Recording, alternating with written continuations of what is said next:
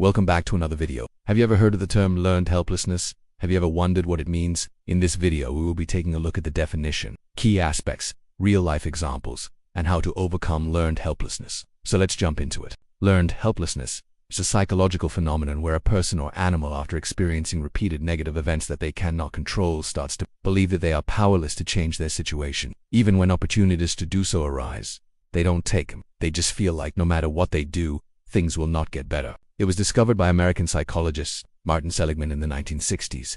He was conducting experiments on dogs where they were placed in a chamber with a low, medium, and high shock. The dogs were then given the chance to press a lever to avoid the shocks. Initially, the dogs tried to do so, but after a while, when they realized that the shocks were unavoidable, they became passive and didn't try to escape even when the opportunity was presented to them. Their learned helplessness resulted in their passivity. We can apply this concept to humans too. For example, a person suffering from depression might have experienced many failures in their life, whether academically, professionally, or personally. They might have been constantly criticized for their work or personal choices, always blamed for everything that went wrong, and never really had anyone to celebrate their successes with. Over time, they internalize these experiences and start viewing themselves through the lens of all those negative experiences. They might start believing that they are worthless, that they always make the wrong decisions, and that no matter what they do, things won't get better, so they give up trying. Here's another example. A student who has struggled with math throughout school might start to believe that they're just bad at math, even if they've never actually tried very hard.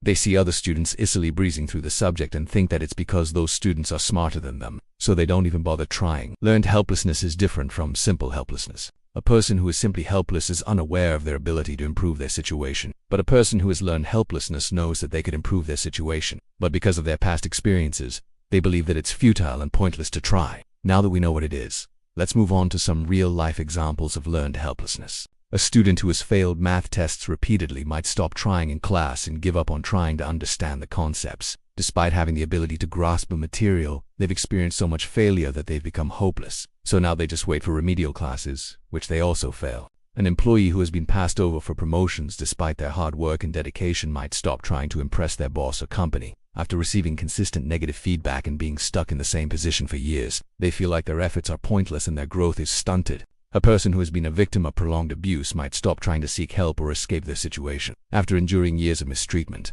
they might start feeling like there's no use in trying to escape because nothing will change.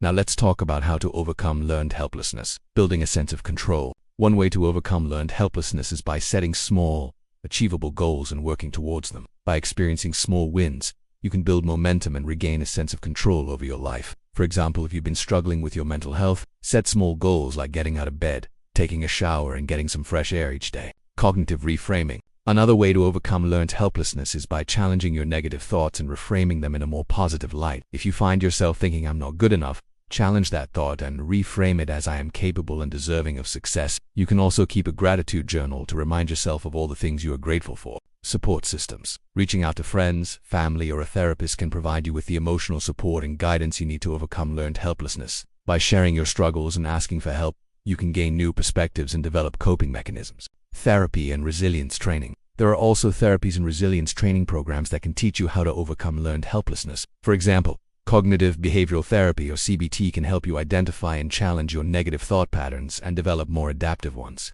We hope this video has given you a better understanding of learned helplessness. If you found it helpful, please like and share it with those who might benefit from it. Don't forget to subscribe and hit the notification bell for more content. Thank you for watching, and we'll see you in the next one.